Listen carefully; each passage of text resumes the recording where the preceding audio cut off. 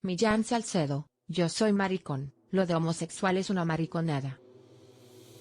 Hubo un tiempo en España en que las noches de fin de año no comenzaban cuando se descorchaba el champán, sino cuando Martes y 13 aparecía en la televisión.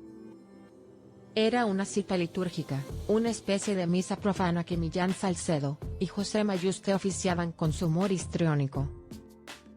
Absurdo y profundamente popular en esos años 80 y 90, cuando la televisión todavía tenía el poder de detener el país en un solo canal, y los sketches de estos cómicos se convertían en mantras compartidos. Una palabra, un gesto, una mueca bastaban para provocar una carcajada colectiva que reverberaba desde los salones de las casas hasta las calles vacías de las ciudades al día siguiente. La televisión en blanco y negro había quedado atrás, pero el color no era suficiente para llenar el vacío de un país que aún buscaba su identidad entre la modernidad y los ecos de una dictadura reciente. Fue ahí donde Martes y 13 construyó su reino. No necesitaban decorados lujosos ni argumentos elaborados. Un micrófono, una peluca y la vis cómica de Millán y su socio bastaban para convertir cualquier situación en una parodia inolvidable. Entre todos los episodios icónicos, el sketch encarna y las empanadillas se erigió como el epítome del humor de aquella época. Millones de personas, desde la más alta aristocracia hasta los trabajadores del taller mecánico, podían repetirlo de memoria. La risa era un idioma común. El país detenido por la risa. En la España de entonces, aún marcada por el eco de la movida y el deseo de ser moderna, la risa se convirtió en un mecanismo de sanación. Martes y 13 ofrecía justo eso, una válvula de escape que unía al país en la carcajada. Años después, Millán reflexiona sobre aquel tiempo con la ironía que lo caracteriza. La química se fue al garete, dice, pero en el escenario eran una fuerza imparable.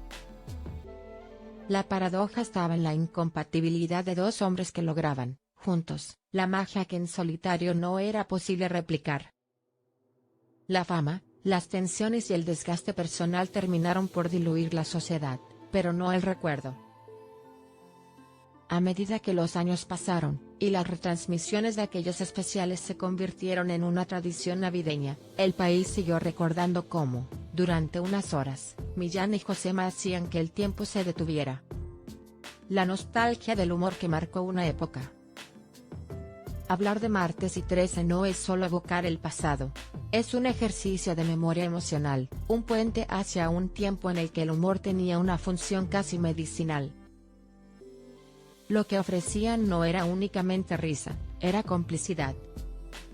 El espectador se sentía parte de un juego en el que las normas eran claras, todo podía ser objeto de parodia, pero nunca desde el odio, sino desde la ternura que se esconde en las cosas cotidianas.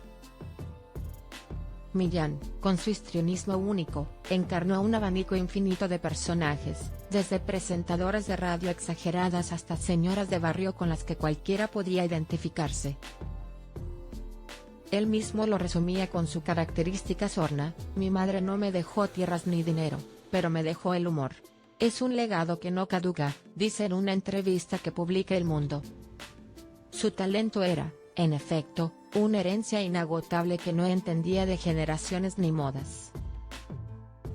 Hoy, Millán Salcedo regresa a los escenarios como un abuelo cebolleta que no puede abandonar el sitio de su recreo. Los platós y las cámaras han perdido el atractivo para él, pero el teatro sigue siendo el espacio donde se siente libre. Su humor, como él mismo, ha evolucionado. Atrás quedaron las imitaciones frenéticas y los falsetes imposibles. Ahora prefiere relatar anécdotas de su vida, explorar la risa desde la introspección, y compartir con el público las historias que lo han marcado. Cuando habla de sí mismo, lo hace sin filtros. Dice lo que siente y lo que piensa, sin importarle las convenciones. Yo no soy homosexual, soy maricón, sentencia, reclamando una palabra que para él no tiene connotaciones negativas, sino una carga de verdad y autenticidad. Es ese Millán, sin disfraces ni artificios, el que sigue haciendo reír y emocionando a quienes lo escuchan.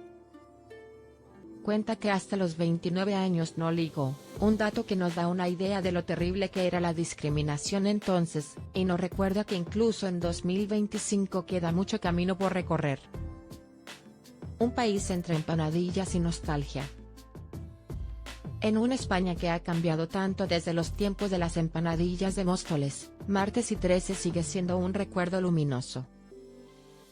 Sus bromas, a veces blancas y a veces irreverentes, hoy políticamente incorrectas muchas de ellas, son parte del ADN cultural de un país que aprendió a reírse de sí mismo gracias a ellos. Y aunque Millán haya dejado atrás los días de fama televisiva, su figura permanece como un símbolo de aquel tiempo en que, por unas horas, la risa paralizaba España.